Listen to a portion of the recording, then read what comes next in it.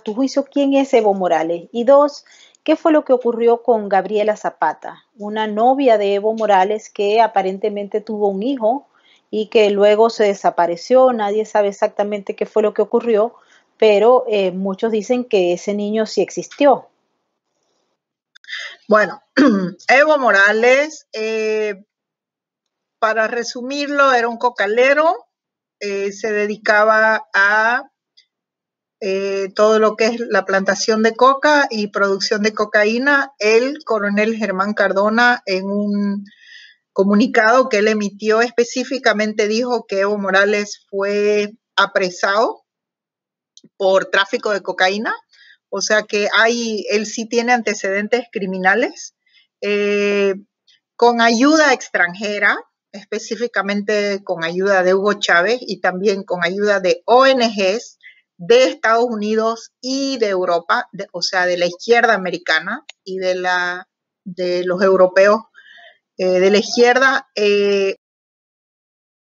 subir de diputado a postularse para la presidencia, y con ayuda de un ex vicepresidente que se llama Carlos Mesa, le facilitó la subida al poder. Ahora, en cuanto al tema de Gabriela Zapata, Evo Morales desde siempre, desde que vivía en la región del Chapare, él siempre estuvo rodeado de jóvenes y aparentemente a él le gustan las niñas. O sea, Evo Morales ha sido formalmente acusado por la viceministra de Educación, que se llama Gavina Condori, ha sido acusado de ser un pedófilo, es decir, de que él le gustan las niñas menores de edad, de 11 años, 12 años, 13 años. Aparentemente en uno de esos mitines políticos conoció a Gabriela Zapata, y en las redes sociales,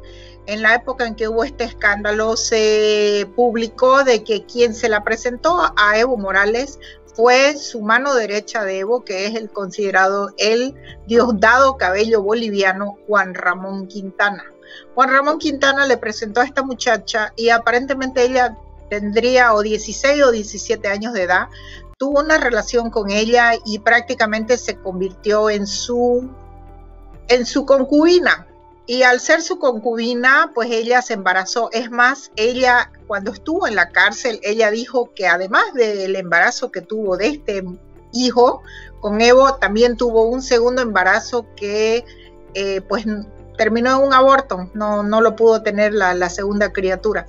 Pero la primera criatura, Gabriela Zapata sí dijo de que la criatura nació. Es más, hay una presentadora en Bolivia que es como su propagandista de Evo Morales, que no sé a quién compararla en Venezuela, pero es la que le hacía toda la propaganda a Evo Morales y a el vicepresidente de Evo Morales, que se llama Álvaro García Linera. Álvaro García Linera era un terrorista marxista, conocido en Bolivia, todo el mundo le dice la Bella Flor.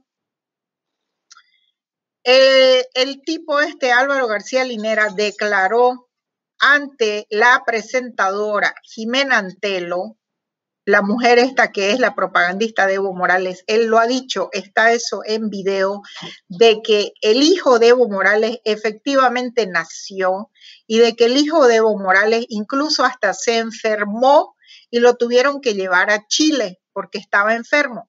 Eso declaró el vicepresidente de Bolivia, que también le dicen el bachiller, porque mintió de que él se había formado de matemático en la Universidad UNAM en México. Y resulta que Álvaro García Linera nunca se formó de matemático, y luego también mintió de que se había formado de la universidad en Bolivia de psicólogo o sociólogo, creo, pero también es mentira. Entonces, sí, el hijo de Evo Morales existe porque el mismo vicepresidente lo confirmó. Evo Morales dio una conferencia de prensa a nivel internacional donde él aceptó de que la criatura sí existía, pero luego cambiaron la historia de que no existía, de que todo era mentira, etcétera, etcétera. Y luego la pusieron a la cárcel a la Gabriela Zapata. Y ahí es donde viene China. ¿Por qué? porque China se infiltró en Bolivia y la utilizó a la Gabriela Zapata para ganar contratos con el gobierno de Bolivia.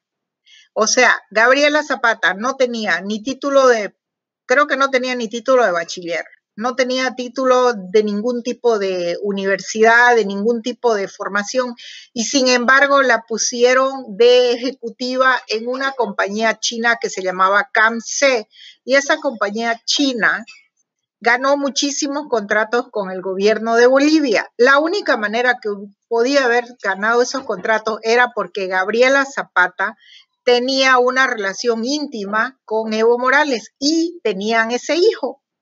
O sea, el hijo sí existió, que después cambiaron la historia y dijeron que no existía, que todo era mentira. Bueno, eso ya vino después, pero al comienzo Evo Morales mismo dio una conferencia de prensa donde él aseguró de que la criatura existía. Y el vicepresidente Álvaro García Linera dio otra conferencia de prensa donde él dijo de que la criatura existía y que había estado enfermo y que se lo habían llevado a Chile. Pero a la final, Gabriela Zapata sigue en la cárcel. Bueno, esa es una, volvemos a todas las interrogantes que hay en Bolivia. En Bolivia, el gobierno hasta la fecha no dice si Gabriela Zapata sigue libre, si está con arresto domiciliario o si está en la cárcel. Tampoco confirman si Juan Ramón Quintana, que de paso está casado con una mujer que se llama Loretta Tellería, y Loretta Tellería es una mujer que tiene muchos contactos en Estados Unidos con la izquierda americana y muchos contactos también con todo lo que es el Foro de Sao Paulo, con Venezuela, con Argentina. Loretta Tellería, vamos a decir que es como el cerebro de todo esto que creó Evo Morales durante los 14 años, Loretta Tellería, la mujer de Juan Ramón Quintana. Entonces, no se sabe si Juan Ramón Quintana realmente está asilado o refugiado en la Embajada de México. No se sabe si Gabriela Zapata está o no está en la cárcel, porque el gobierno no lo quiere decir, porque el ministro de gobierno, que se llama Arturo Murillo, no lo quiere decir, ni tampoco el ministro de la presidencia, que se llama Yerko Núñez, tampoco no lo quiere decir. Entonces, Bolivia está como en un limbo, como que la gente no sabe qué es realmente lo que ha pasado con toda esta gente. Lo único que sí se sabe, y esto fue confirmado, es de que Evo Morales tuvo una ministra que se llama Nemesia Achacoyo. Y Nemesia Chacollo tenía 2 hijas menores de edad, creo que de 13 o 14 años, que se las entregó a Evo. Según una denuncia que hizo el que está postulando para ser vicepresidente de Bolivia con Yanine Áñez, que se llama apellida Doria Medina, él denunció en esa época de que Evo Morales embarazó a la hija de su ministra, Nemesia Chacollo, y la criatura solo tenía como 14 años de edad. O sea que esto es como un patrón de comportamiento de Evo Morales, de que él la embaraza a la Gabriela Zapata, la embaraza a la hija de Nemesia Chacollo. Luego Doria Medina se tuvo que retractar y lo acusaron de que todo era mentira, etcétera, etcétera. Pero en todas las redes sociales se habla de que Nemesia Chacollo es la suegra de Evo Morales, de que Evo Morales tuvo una hija con la hija tuvo una hija con la hija de Nemesia Chacollo. La hija de Nemesia Chacollo ahora es ya una adulta y, si no me equivoco, apellida Barbosa Chacollo, la joven. Entonces, esto de que Evo tiene hijos, también últimamente, hace un par de meses atrás, se le acusó de que tuvo una hija con una niña menor de edad en un pueblo en el sur de Bolivia, en la frontera con Argentina, que se llama Yacuiba, que tuvo una hija con una menor de edad, hija de una militante de su partido. Y la viceministra de Educación, que se llama Gabriela Condori, fue a la televisión en Bolivia, la televisión universitaria de la universidad, la UMSA se llama en La Paz, y ahí ella denunció a nivel nacional e internacional de que Evo Morales viola o violaba a niñas menores de edad indígenas en el Chapare, en la región cocalera, y que ella tiene toda la documentación referente a eso. O sea, Evo Morales debería ser llevado a la corte por trata de personas, tráfico humano, tráfico de menores de edad por tener relaciones con menores de edad, y eso lo denunció la viceministra Gavina Condori. Wow, esto nos deja boquiabiertos, de verdad. Sabíamos de esa intensa actividad criminal de Evo Morales al lado de Hugo Chávez, pero no teníamos los detalles de todos estos elementos que nuestra invitada Diva Cuellar está explicándoles a ustedes. En Sin Filtros, recuerden que este es un programa donde no hay censura. Sin Filtros está hecho para ustedes y les recuerdo y les doy muchas gracias por estar participando en nuestro super chat. Necesitamos su apoyo. Necesitamos que nos dejen comentarios, que nos den like, y su apoyo es importante para seguir produciendo este tipo de contenidos. Vámonos a Venezuela. Venezuela lo hemos discutido en diferentes foros. Está tomada, es la red de redes del crimen organizado internacional. Es un proyecto que se ha llevado a cabo por muchos años y hoy en día pareciera que, si bien se consolidó, hay muchos que creen en estos momentos que está debilitado. ¿Cuál es tu apreciación al respecto? ¿Venezuela sigue fuerte bajo el régimen de Nicolás Maduro o crees que existe la posibilidad de que haya un quiebre?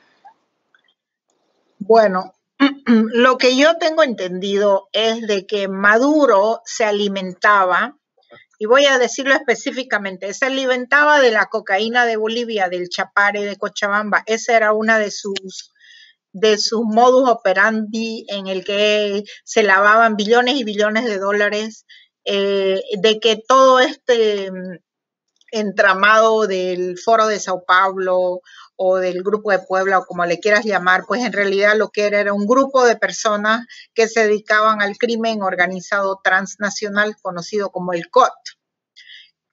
Bueno, con la llegada del presidente Trump a Estados Unidos, a la presidencia, aparentemente Maduro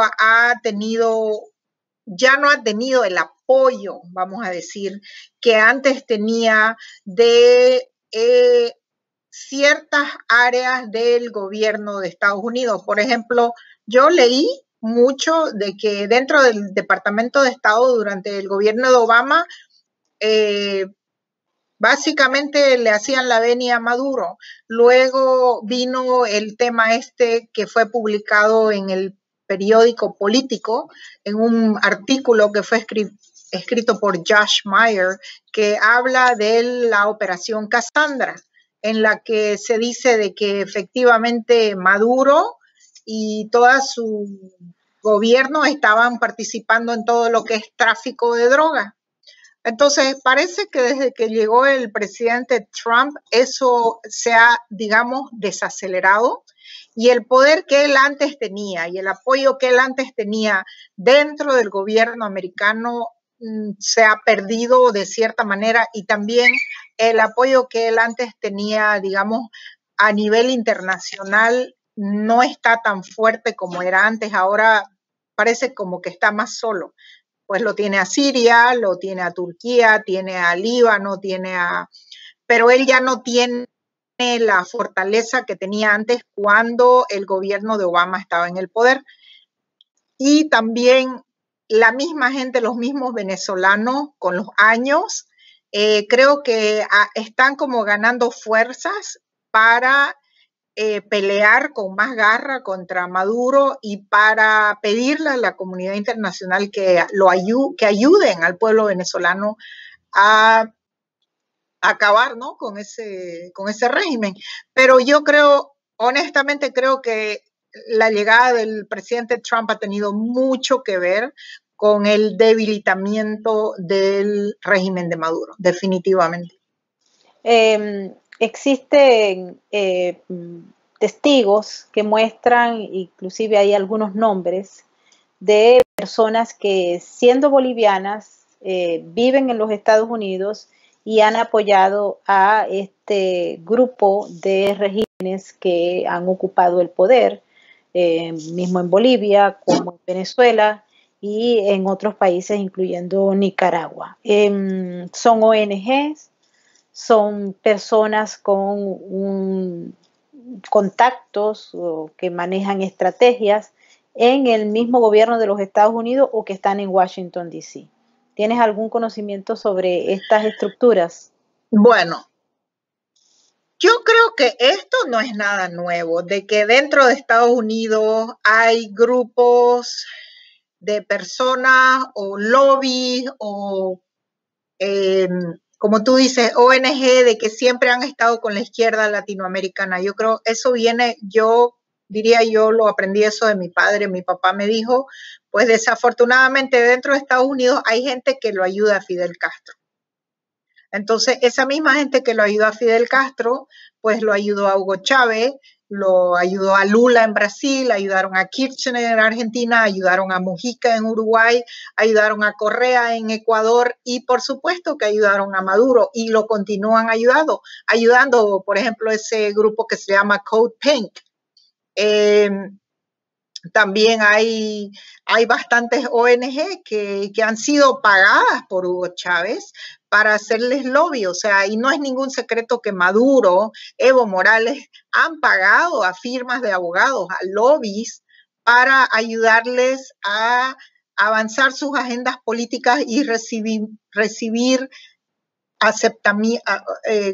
apoyo dentro del establishment de Washington, D.C. Ciertamente.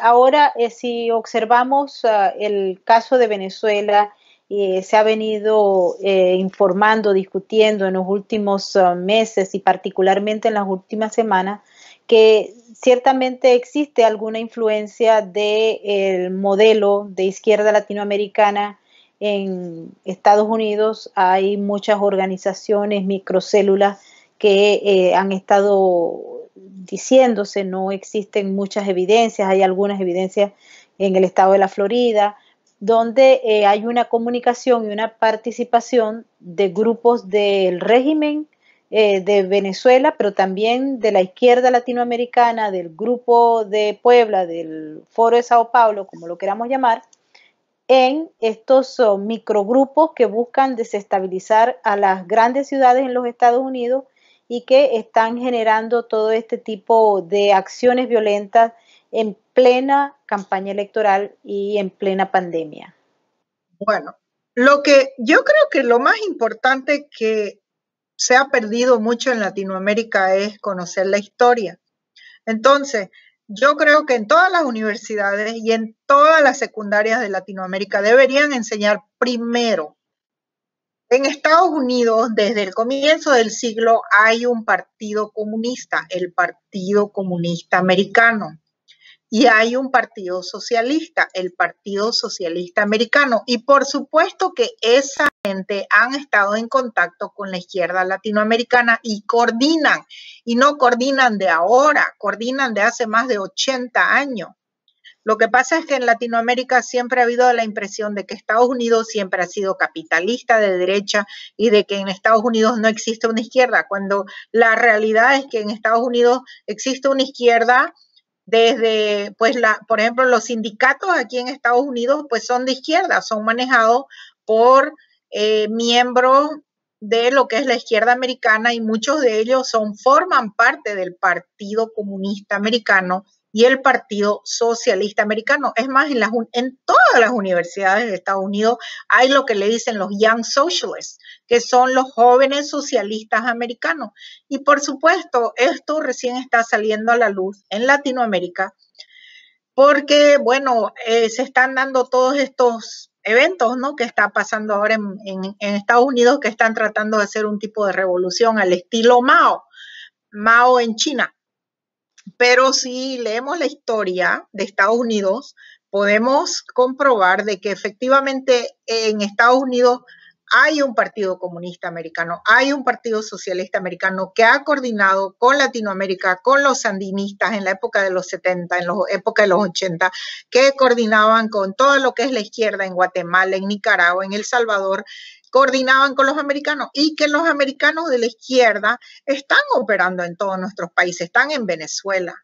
En Venezuela hay cualquier cantidad de americanos de la izquierda que apoyan a Maduro, que apoyaron a Hugo Chávez. Ahora, ¿por qué lo hacen? Lo harán por ideología o por dinero o por la razón que sea, pero de que hay americanos comunistas, socialistas, infiltrados en todos nuestros países, los hay. Los hay dentro del gobierno americano, por supuesto. Los hay dentro del Departamento del Estado, por supuesto. Entonces, eso es lo que hay que concientizar a los pueblos latinoamericanos de que esto no nació hoy día, no empezó con Hugo Chávez, no empezó con Castro, con Fidel Castro, eso empezó muchísimo antes. Castro recibió más apoyo de Estados Unidos, de los comunistas americanos de Estados Unidos, que de cualquier otra parte del mundo. ¿Se acuerdan el artículo más importante que se escribió en New York Times? Cuando vino un periodista del New York Times y lo entrevistó a Castro, cuando todavía era un revolucionario, y le hizo la publicidad más grande del mundo. ¿Quién se la hizo? El New York Times, a Castro. El New York Times le hizo propaganda a Mao. El New York Times le hizo propaganda a Stalin. Entonces, esto no es nuevo. Esto es como decimos en castellano, de vieja data, ¿sí? Sí, Diva, ¿crees que puede avanzar el modelo socialista en los Estados Unidos? Pues ya avanzó, ya avanzó, porque acuérdense de que incluso el jefe de la CIA de Obama, que se llama John Brennan, él votó por un candidato comunista. Y nadie entiende cómo él terminó siendo el jefe de la CIA. Si él votó por un... O sea, de que esto viene avanzando, y no viene avanzando de ahora, viene avanzando desde los 40 y los 50 y los 60 y los 70. Lo que pasa es que ahora ha agarrado más fuerza porque hay más redes sociales, la tecnología, es más fácil esparcir información. Antes no era tan fácil esparcir información. Yo creo que todo esto es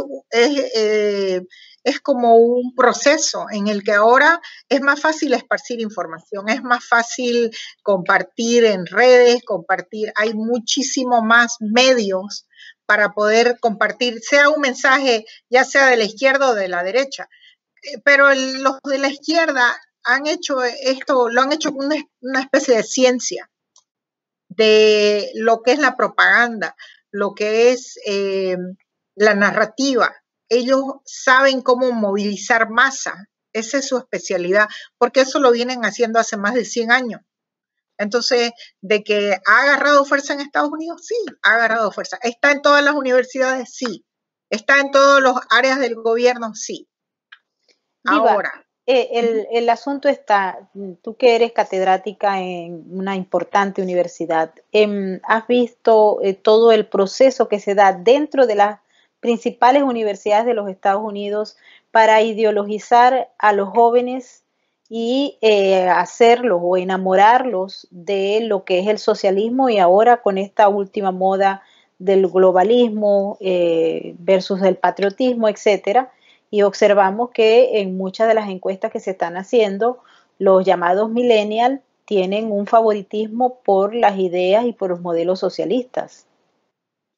Bueno, esto es un plan que, si tú te pones a pensar, en la época de los 60, las universidades como Berkeley, las universidades que les decían las Ivy Leagues, estaban llenos de los jóvenes que, bueno, les llamaríamos burgueses, ¿no? Los jóvenes de clase media que empezaron a rebelarse contra el sistema y empezaron a adoptar más, pues, las ideas que ellos pensaban que eran la solución para los problemas que tenía el país.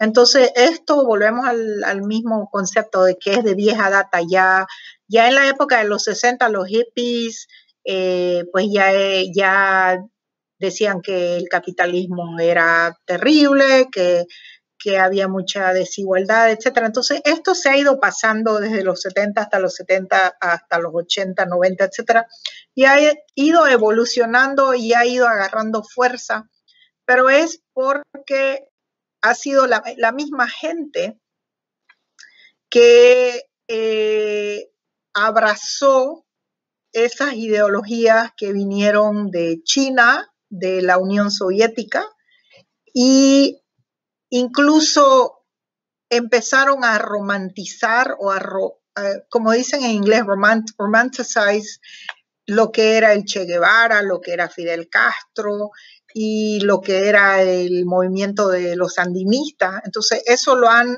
hecho como si fuera algo romántico y lo han empaquetado, pues, y lo han vendido a la gente joven. Eso es lo que han hecho. ¿Y cuáles son entonces, a tu juicio, las consecuencias que esto puede traer? Vemos con mucha preocupación esos movimientos anárquicos que se han generado y que han tenido algún éxito, ¿no? Porque ocupan espacios, por ejemplo, en Washington State, ya se observa que hay espacios, zonas que fueron sacadas del contexto institucional y manejadas por grupos violentos que están planteando justamente una especie de división y de ruptura con el orden anterior. Así observamos, por ejemplo, el caso en Nueva York, donde hay movimientos que se plegan a que deje de dársele dinero a las policías, que se acaben algunas unidades muy particulares de la policía, como por ejemplo la del crimen civil, y pues están avanzando con la venia del actual alcalde de Nueva York, Bill de Blasio, que coincide en los planteamientos de esas personas que están manifestando, algunos pacíficamente, pero otros no. ¿Crees que pueden triunfar definitivamente y particularmente en las elecciones que tendrán lugar en noviembre de este año? Bueno, yo personalmente lo que creo es que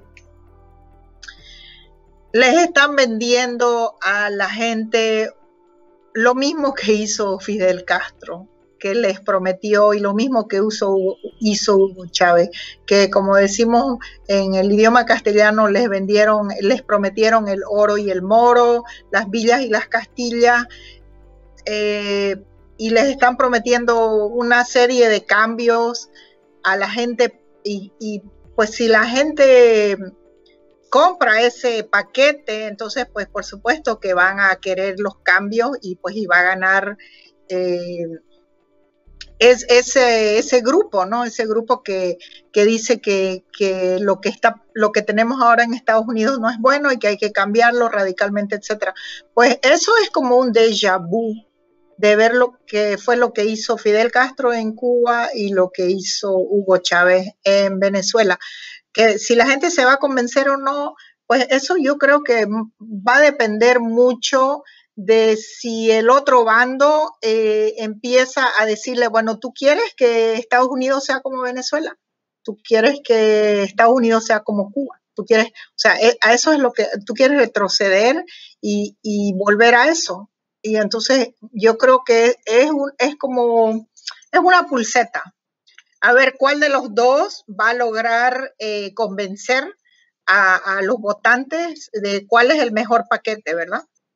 Y otra cosa, si la gente realmente supiera la historia, entenderían que todo lo que ahora vemos, todos estos anarquistas y todo, esto es copiado de un libro específico que se llama Reglas para Radicales, que fue escrito por un radical que se llama Saúl Alinsky. El libro de Saúl Alinsky ha sido usado muchísimo por la izquierda latinoamericana, por la izquierda americana, y también el libro del Saúl Alinsky fue el objeto de la tesis de la universidad de la anterior candidata a la presidencia, Hillary Clinton. Ella utilizó ese libro en su tesis. Y es un libro que ha utilizado la izquierda americana y que es como un libreto de de una serie de pasos, que es lo que estamos viendo ahora. Entonces, por eso dicen, esto no es una revolución normal, esta es una revolución de Alinsky, Saúl Alinsky. Cuando nombras el caso de Hillary Clinton, por ejemplo, no queremos ir hacia ese año 2016, cuando hubo unas elecciones. Los medios de comunicación habían informado y habían dado a conocer unos resultados y mucha gente se sorprendió que fuera el candidato republicano el que ganaba las elecciones y no la candidata demócrata. Y de ahí en adelante pareciera que se aceleró todo ese proceso. Durante los años de presidencia del actual jefe de Estado, se inició una serie de acciones que nunca antes se habían visto con ningún presidente en los Estados Unidos. Y allí se activaron desde muchos jueces, muchos medios de comunicación que prácticamente han demonizado la figura del presidente. Hay un trastocamiento de todas las normas y las reglas y ha conllevado a que realmente todo este proceso se observe desde afuera como bastante anárquico y la gente no entiende bien. Pareciera que hay unas narrativas que se están imponiendo sobre la realidad. ¿Qué es lo que tú crees que está ocurriendo y lo que va a ocurrir? Yo lo que creo que existe es una guerra de narrativas. O sea, si por decirte, en Latinoamérica la gente normalmente, o la gente educada, o la gente, la élite o la burguesía, lo que le quieras llamar, lee solo los periódicos BBC, El País, New York Times, el Washington Post. Entonces, ¿qué pasa? Cuando lees esa noticia, ellos te dan una versión de la historia. Pero gracias a Dios hay redes sociales, entonces ahora la gente, como ha visto que digamos, la televisión o lo que le dicen el mainstream media les mintió porque dijeron que iba a ganar Hillary Clinton y al final ganó el otro candidato, pues ahora lo que la gente hace es que busca otras fuentes de información que ellos consideran que son más fidedignos. Entonces, los grandes medios como que han perdido audiencia porque, por ejemplo, ahora hay mucha gente que lee, por decirte, periódicos como Pan Am Post, leen periódicos como La Gran Época, que en inglés es The Epoch Times, o leen, empiezan a seguir a gente, pueden empezarte a seguirte a ti. ¿Por qué? Porque tú, cada vez que tú das una información o das un dato o das algo, siempre es algo que es 100% correcto o que es verificable o que es más fidedigno. Entonces la gente empieza más a confiar en las personas que ellos se sienten más conectados de que les está diciendo la verdad, en vez de seguir leyendo pues las mismas mentiras que si del BBC, que si del País. Incluso la misma gente en Latinoamérica antes le tenía fe a BOA, Voice of America. Pero Voice of America parece que estuviéramos escuchando o leyendo Telesur. ¿Por qué? Porque el contenido y la narrativa es como que es como que una sola cosa se escribe, todo el mundo la copia y la pega y la publica. Y resulta que cuando uno intenta verificar esa noticia es falsa. Entonces la gente se está yendo a buscar otras alternativas para poder saber si la noticia es verdadera o falsa, y regresamos a ti, digamos. ¿Por qué? Porque sabemos que MyBoard, cada vez que nos da una noticia, pues es verdad, es una noticia que se puede verificar, es verídica y que no tiene una agenda política de querer arrastrar a cierto grupo de personas a pensar de esta manera o de la otra. Tú simplemente presentas la noticia de manera objetiva y dejas de que el público decida qué lado van a tomar. Y eso es lo que supuestamente tiene que hacer un periodista. Pero ahora ya no hay eso, no existen periodistas, lo que hay es propagandistas, porque hacen propaganda y tergiversan Hay mucha tergiversación de las noticias, mucha. Ese es un gran problema ahora en el periodismo. Diva, uno de las grandes fortalezas del sistema norteamericano es el Estado de Derecho. Y hemos visto cómo las fuerzas que están trabajando para propiciar un cambio lo han golpeado duramente o intentan golpearlo. De seguirse esta tónica que estamos observando en los Estados Unidos, ¿cree que de alguna manera finalmente logre golpearse a las instituciones fuertes que han dado a nivel internacional un soporte importante a los que ha sido conceptos de democracia, de la representación, para pasar a instituciones debilitadas como las que existen en América Latina, donde por lo general el gobernante está por encima de la ley y desaparece el Estado de Derecho, que, como te digo, consideramos muchos que es la gran fortaleza de los Estados Unidos. Bueno, sí, por ejemplo, he estado leyendo y mirando en la televisión de que varios presentadores muy influyentes le están pidiendo a los líderes de que dejen de lado sus ambiciones personales y de que se mantenga en Estados Unidos la fundación fuerte que es el Estado de Derecho, que son las leyes que crearon este país, hicieron lo que este país es, y que no permitan de que vengan y derrumben, que todas estas fuerzas anárquicas o estas fuerzas que están pidiendo cambios radicales destruyan lo que se fundó en este país, porque al final y al cabo Latinoamérica directa o indirectamente depende de este país, depende de la protección de este país, porque acuérdate que hay otras fuerzas como China, Rusia, Irán, que ya han penetrado en nuestros países. China está penetrado, infiltrado en toda Latinoamérica. Irán está penetradísimo en toda Rusia, olvídate, o sea, Rusia opera abiertamente en Nicaragua, opera en Venezuela, ha operado en Bolivia durante el gobierno de Evo Morales. Entonces, la única, digamos, por así decirlo, tabla de salvación que existe para Latinoamérica, o por lo menos para restablecer lo que pueda quedar de democracia en Latinoamérica, es Estados Unidos. Y si Estados Unidos se cae, entonces ¿quedamos en qué? Quedamos en las garras de Irán y de Rusia y de China. Y China es lo que está intentando hacer. China está tratando de dañar de manera drástica a Estados Unidos. Y el problema que se ve dentro de Estados Unidos es que los mismos, hay gente dentro de Estados Unidos y líderes dentro de Estados Unidos que parece que están más al lado de China que del lado de Estados Unidos.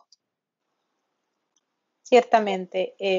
Bueno, nos estamos acercando a los últimos minutos de este programa. Es una segunda parte de la conversación que iniciamos con Diva Cuéllar y que le agradecemos porque ha puesto sobre la mesa de discusión muchísimos elementos que son importantes para tomar conciencia de lo que está ocurriendo en nuestros países y aquí mismo en Estados Unidos. Quisiera que hicieras una reflexión final, tomando en cuenta lo que hemos hablado sobre el avance del crimen organizado, la destrucción de las instituciones en América Latina, en muchos países, con la influencia de China, de Irán, de Rusia y de Cuba, porque no podemos olvidar que Cuba es un aliado importante dentro de todo este proceso que se está llevando y que está alejando justamente a lo que ha sido la fortaleza de las democracias. El Estado de Derecho es simple y llanamente el rol fundamental, el papel, lo que es la fortaleza de las instituciones. Si desaparece, como tú dices, caemos en las garras de China, Rusia o Irán. Justamente esta semana el presidente ruso acaba de hacer una especie de referendo en el cual pues logra casi el 70% para reelegirse hasta el año 2036. Eso creo que no lo habíamos visto en hace muchísimo tiempo. No sé si es novísimo, no lo he revisado, pero creo que deja claro la naturaleza del gobierno ruso. Entonces, ¿qué esperar? ¿No? Porque hay mucha gente diva que se siente desesperanzada porque ve que todo está avanzando a una velocidad muy rápida y nadie sabe qué hacer, ¿no? Que he estado conversando, por ejemplo, con unos amigos que me dicen, ¿para dónde nos vamos? O sea, ¿qué es lo que está pasando aquí? Esta transformación. Dejamos todo, dejamos Estados Unidos en manos de estos aliados y de estos grupos o simple y llanamente defendemos y de acuerdo a cada uno de las posiciones que tenga la gente, pues tratar de por lo menos crear conciencia de qué es lo que se puede perder y qué es lo que se puede ganar. Pues yo lo que creo, sobre todo los hispanos que se mudan a Estados Unidos, si ellos aprecian todo lo que este país les ha dado, las oportunidades que les ha dado, las libertades que les ha dado, todo lo que ellos han logrado, las metas que han logrado conseguir hasta ahora, entonces si ellos toman más conciencia de que esto no solamente es mejor para ellos aquí dentro del país, sino también eso es como un efecto dominó que puede beneficiarnos a todos nuestros países en Latinoamérica. Y entonces si ellos pueden concientizar eso y decir, bueno, ¿de qué lado me voy a poner yo? ¿Del lado en el que mi vida va a ser mejor, mi familia va a estar mejor, mi país va a estar mejor? ¿O del otro lado que propone los cambios que nos prometió en su época Fidel Castro cuando dijo que Cuba iba a ser una superpotencia, o los mismos cambios que prometió Hugo Chávez, que dijo que volvemos a lo mismo de que prometió el oro y el moro, que las villas y Castilla y que Venezuela iba a ser, que iba a exportar comida y bueno, y todas las promesas que él hizo. Entonces, ¿de cuál lado te vas? Y por supuesto que esa es una decisión personal, uno no puede, uno solo puede tomar las decisiones por uno mismo, pero más que todo concientizar a la gente en Latinoamérica que en Estados Unidos, hay un partido comunista, hay un partido socialista, hay un movimiento de izquierda que siempre estuvo con la izquierda latinoamericana desde el comienzo del siglo hasta ahora. Y ellos tienen que tomar la decisión de qué lado se van a ir. Se van a ir del lado que están aliados con Irán, con China y con Rusia, porque hay americanos que están aliados con China. Es más, hay incluso espías americanos que trabajan para China y para Rusia y para Irán. O se van a quedar del lado en que Estados Unidos va a mantener sus libertades, va a mantener la fundación fuerte con la que se fundó este país, y al hacer eso, eso va a causar el efecto dominó en nuestros países. Esa es una decisión que solo ellos pueden tomar, nosotros no podemos tomar esa decisión por ellos, pero hay que concientizar a la gente de que, porque yo me quedo totalmente, voy a decir, muy desencantada o decepcionada de que gente que viene de Latinoamérica, ya sea de Venezuela, de Bolivia, de cualquier país, de El Salvador, y en vez de ayudar a que este país salga adelante y de que venzamos todos los ataques de China, de Irán y de Rusia, ellos se ponen del lado de China, de Rusia y de Irán. Lo que no tiene ningún sentido. Bueno, muchísimas gracias, ya la escucharon. Ella habló sin filtros, no se quedó con nada, pero si ustedes quieren que la volvamos a invitar para tocar otros temas, dejen los mensajes y recuerden darle like, suscribirse a nuestro canal y activar la campanita de las notificaciones. Hemos asumido como lema en este programa que estamos con una misión muy clara. Nuestra misión es la búsqueda de la aplicación de la justicia, es buscar el fin de la impunidad. Y todos ustedes forman parte de este gran equipo, un equipo de ciudadanos que estamos buscando que se aplique la justicia a como de lugar, que las instituciones reaccionen y que se aplique la ley, que el hombre está por debajo de la ley, no por encima de la ley, como lo hemos visto en Venezuela, en Bolivia, en Nicaragua y en muchos otros países. Así es que está en nosotros en activarnos como ciudadanos para recordarle a los servidores públicos que tienen un deber con la ciudadanía y que no pueden caminar por encima de la ley. Nos despedimos y les agradecemos muchísimo su sintonía. Mil gracias.